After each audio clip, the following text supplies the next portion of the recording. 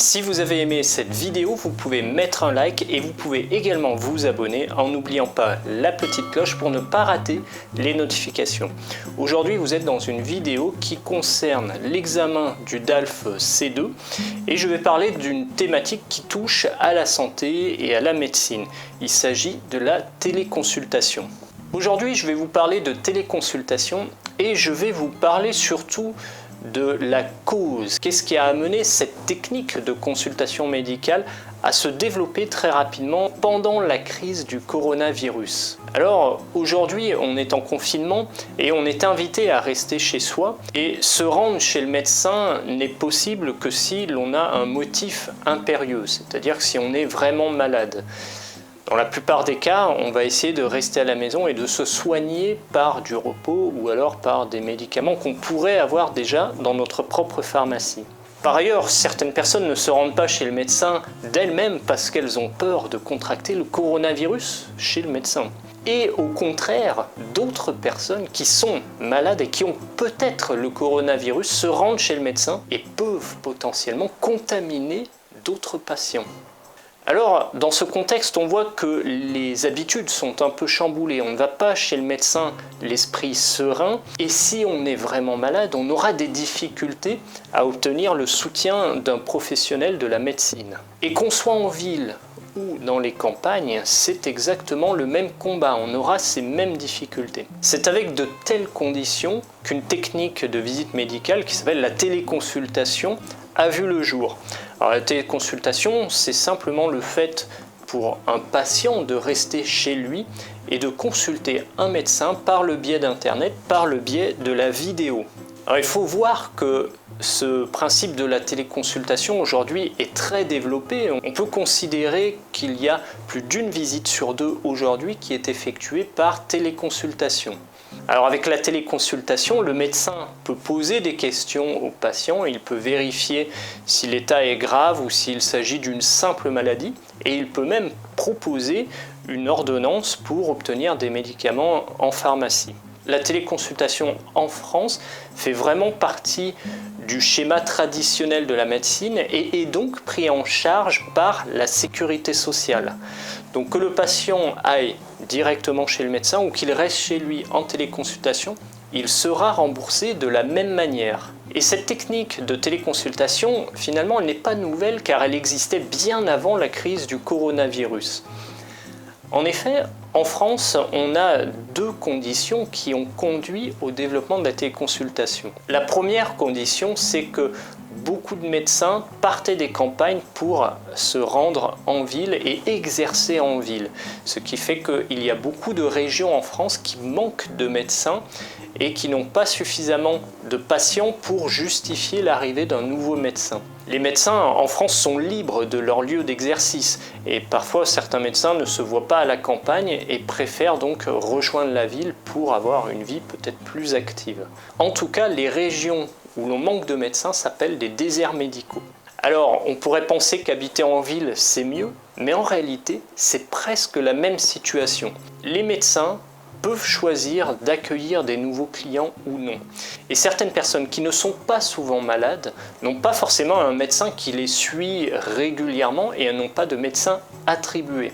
On appelle par ailleurs ce médecin le médecin traitant. Ces personnes, lorsqu'elles veulent aller chez un médecin, doivent trouver un nouveau médecin et bien souvent quand elles appellent le cabinet médical pour obtenir un rendez-vous, on leur dit que le médecin ne prend pas de nouveaux patients.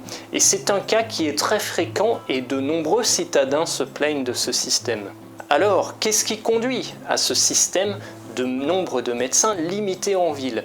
Eh bien, c'est tout simplement une règle qui existe, c'est que le nombre de médecins est limité par la loi. C'est ce qu'on appelle le numerus clausus. Autrement dit, lorsque les étudiants de médecine veulent devenir médecins, ils doivent passer un concours et s'ils ne sont pas les meilleurs parmi le nombre de candidats qui sera reçu dans le concours, ils ne pourront pas devenir médecins.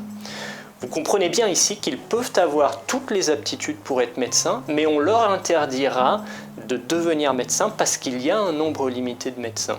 Et c'est vrai que c'est un phénomène qui existe en France et qui touche d'autres secteurs. C'est par exemple le cas des taxis avec le nombre de licences qui est limité. En France, on a un système de caste professionnelle qui protège vraiment les professionnels qui en font partie et qui met à l'écart tous les autres prétendants à ce genre de profession.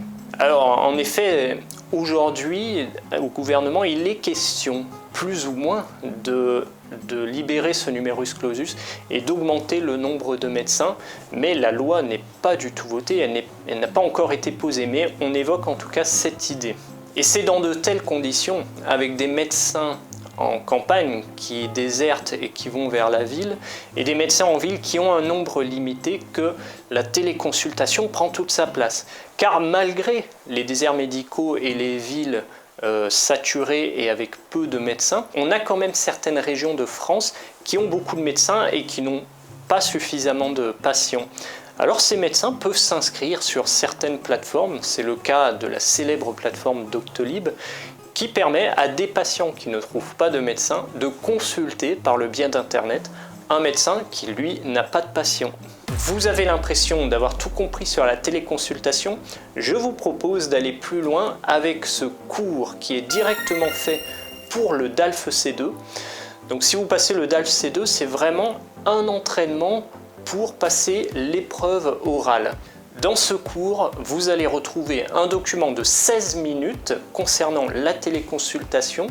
Vous allez bien sûr pouvoir prendre des notes et pouvoir proposer votre propre compte-rendu. Vous allez également avoir dans ce cours ma proposition de compte-rendu et ma proposition d'essai argumenté. Mais ce n'est pas tout, parce que pour faire un cours, pour s'entraîner, il faut vraiment pratiquer. Donc c'est vous qui allez pouvoir faire votre compte-rendu et votre essai argumenté. Vous allez me l'envoyer par mail et je vais vous renvoyer les corrections et les axes d'amélioration. C'est vraiment utile, vous avez des commentaires. Je vais par exemple vous expliquer là où vous avez fait des erreurs de prononciation.